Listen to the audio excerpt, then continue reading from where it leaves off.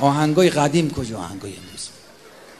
قدیم میومد میگفت که هرگز دل پرخون را خرم نکنی دانم. اشعار سنتی. شان شمشان قدم خسرو بشین سخنان قشنگ.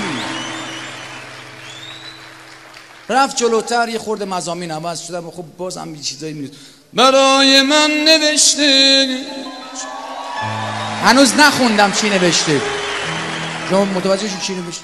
رفت جلوتر دیگه، رفت توی باقالیا. دوست دختر من نازه، قلبش پر از احساسه. رفت جلوتر افتضاح شد. دوست دارم کثافت، توف بیاد به اون قیافت. خوش میگذره بیا تو پیشم آره، یارم عاشق پیشم آره، میدونی دلم داره واسه تو میزنه آره،